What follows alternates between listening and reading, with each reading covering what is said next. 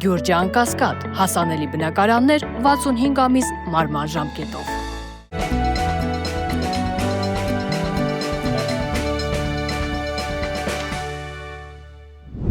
Բարև ձեզ։ Փաստինֆոյի եթերում շարունակում ենք հետևել միջազգային իրադրությանը։ Իրան, Միացյալ Նահանգներ բանակցությունները ամեն դեպքում շարունակվում են եւ ըստ էության շարունակվում են դարձյալ Իսլամաբադում։ Ակնհայտ է, որ Պակիստանին եւ Իրանը եւ Միացյալ Նահանգները մեծ նշանակություն են տալիս եւ չնայած դժվարություններին շարունակում են բանակցությունները եւ համաձայնվում են կրկին նստել սեղանի շուրջ։ Դա նշանակում է, որ ամեն ինչ կորած չէ։ Ինչպես ասում են, վատ բանակցությունները ավելի լավ են լավ պատերազմից։ Բնական է, ինչքան բանակցությունները երկար են, այնքան ռազմական գործողությունների հավանականությունը փոքրանալու է։ Բայց սրան զուգահեռ Միացյալ Նահանգները կատարում է քայլեր, որոնք հնարավորություն են տալիս եզրակացնելու, որ Միացյալ Նահանգները ամեն դեպքում ինչ-որ մի բանի պատրաստվում է։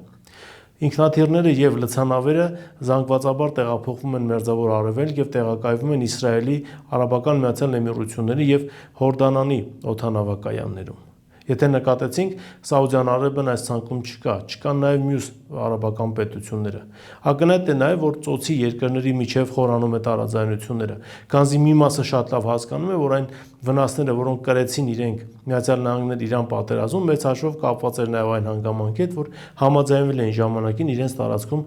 բազաներ տրամադրել Միացյալ Նահանգներին։ Թե ինչ կլինի հետո, ըստ էության այս պահին հստակ հայտնի չէ, բայց այն, որ Տրամպը հայտնվել է փակուղում եւ չի հասկանում, թե ինչպես դուրս գա իրավիճակից, սա եւս պարզ է։ Տրամպը բավականին ծանր իրավիճակում է հայտնվել եւ երկրի ներսում ունի ռեյտինգի բավականին մեծ կորուստ եւ նաեւ իր դաշնակիցների հետ հարաբերությունները գնալով վատանում են։ Տրամպը մեղադրում է բոլորին, որ չեն եկել իրեն օգնության եւ չի ցանկանում, ինչպես ասում են, ճշմարտությանը նայել ավելի բաց աչքերով կամ ուղիղ նայել ճշմարտության աչքերին։ Ճշմարտությունն այն է, որ Իրանը չհանձնվեց, Իրանը մյուս պետությունների նման չհամաձայնվեց Միացյալ Նահանգների խաղի կանոններին։ Իրանը շարունակում է պնդել իր կարծիքի վրա, փակ է պահում Օրմուզի նեղուցը եւ շարունակում է բանակցությունները Միացյալ Նահանգների հետ ցույց տալով, որ եթե պիտի լինի զիջում, ապա զիջող լինելու են երկուսը, այլ ոչ թե միակողմանի։ Իսկ զիջումը Իրանը հստակ նշել է, թե ինչ պետք է անի Միացյալ Նահանգները։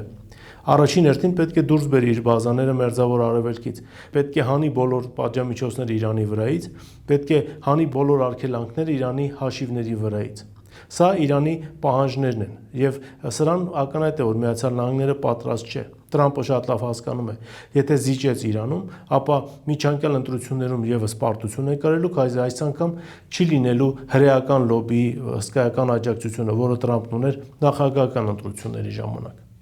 Այնպես որ սպասենք տեսնենք, թե այստեղ իրավիճակը ինչպես է զարգանում եւ ինչ արդյունքի են հասնում կողմերը Իսլամաբադում։ Մյուս թեման, որին ցանկանում եմ անդրադառնալ, կրկին Մերձավոր Արևելքի հետ է կապված։ Լրատվամիջոցները նշում են, որ Միացյալ Նահանգներին չաջակցելու համար Բևերլի Հիլզում պետության կողմից արգրավել է Բարզանիի տունը։ Բացի այդ, Տրամպը մեղադրում է քրդերին, որ իրենք զենքը, որ ուղարկվել էր Իրան փոխանցելու համար, վերցրել են իրենց։ Սա նշանակում է, որ Իրան ներթափանցման պլանը վաղուց էր հասունացել Տրամպի մոտ եւ սա մի քանի օրվա արդյունք չէր։ Քրդերը հերթական անգամ ցույց են տալիս, որ պատրաստ չեն մատաղվել Միացյալ Նահանգների շահերի համար եւ պետք է առաջ տանեն իրենց շահը, իսկ որն է լինելու քրդական շահը։ Ըստ էության քրդական պետության ստեղծումը։ Բարզանին համաձայնվելու էր մտնել այս մեծ բեռի տակ մի պայմանով, եթե Տրամպը փորձեր համոզել եւ Էրդողանին եւ Իրաքի իշխանություններին, որ ապագայում եւ նաեւ Սիրիայի նոր իշխանություններին, որ ապագայում եթե Իրանում տեղի ունենա լուրջ գործողություններ եւ ցամաքային օպերացիան հաջողությամբ պսակվի, ապա իրենք համաձայնվելու են, որպեսզի ստեղծվի քրդական պետություն։ Մի բան, որ ըստ էության հնարավոր չէ։ Տրամպը ոչ միայն չէր կարող այս ամենն ապահովել, այլև ֆիզիկապես ի վիճակի չէր։ Հետևաբար քրդերը նախընտրել են այն զենքը, որ ստացվել էր Իրան փոխանցելու համար, պահել իրենց, ինչպես ասում են, վատ ժամանակների համար։ Քրդական ուժերը շատ լավ հասկանում են, որ իրավիճակը ցանկացած պահի լարվելու է, որ Իրանում ռազմական գործողությունների ավարտից հետո թուրքերը, իրանցիները եւ նաեւ Սիրիայի իշխանությունները եւ Իրաքը փորձելու են այս անգամ վերջնականապես բոլոր հարցերը կարգավորել, որպեսզի հետո Միացյալ Նահանգները եւ նրա դաշնակիցները Մերձավոր Արևելքում չունենան հնարավորություն օգտվել քրդերի ծառայություններից ցամաքային տարբեր օպերացիաներ իրականացնելու համար։ Բայց այս անգամ քրդերն ավելի խելոք են վարվում եւ հրաժարվում են մասնակից լինել ավանտյուրը, ինչպես եղավ Սիրիայում։ Սիրիայում իրենք համաձայնվեցին մտնել այս ամենի մեջ, տապալեցին Ասադին այն հույսով, թե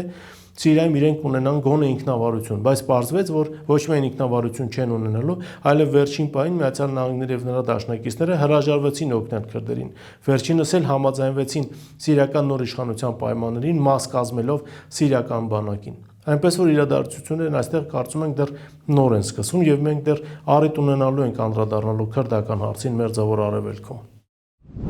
Եվ վերջին թեման, որին ցանկանում եմ անդրադառնալ, Եվրոպական միություն Միացյալ Նահանգներ հարաբերությունների հետ է կապված։ Ամեն անգամ մենք վերադառնում ենք այս խնդրին, քանզի իրավիճակը բավականին լարված է եւ բավականին լուրջ զարգացումներ են սպասվում։ Միջազգային լրատվամիջոցները նշում են, թե Միացյալ Նահանգները իբր պահանջել է Իսպանիային հեռացնել ՆԱՏՕ-ից, քանզի Իսպանիան հրաժարվել էր աջակցել Միացյալ Նահանգներին Օրմուզի նեղուցի ապաշրջափակման հետ կապված։ Եվրոպական միության բարձրաստիճան պաշտոնյաներից Կայա Կալասն նշում է, թե իրենք այդպես էլ չեն հասկանում, թե ինչ պլան ունի Տրամպը Օրմուզի նեղուցի ապաշրջափակման հետ կապված։ Այստեղ երկրորդ խնդիրը կարող է առաջ գալ Եվրոպական միության մոտ, եթե Եմենի հուսիտները որոշեն Բաբ el-Մանդեբի նեղուցն էլ փակել։ Արդեն տարածվում է տեղեկատվություն, որ նրանք իրանցիների նման որոշել են Բաբ el-Մանդեբի նեղուցով անցման համար վարձ սահմանել եւ գումարներ սկսել գանձել։ Եվրոպական տնտեսությունը բավականին ծանր իրավիճակում է հայտնվում։ Էներգակիրների հետ կապված խոստումները չեն կատարվում, եւ Միացյալ Նահանգները չի կարողանում ամբողջ ծավալով ապահովել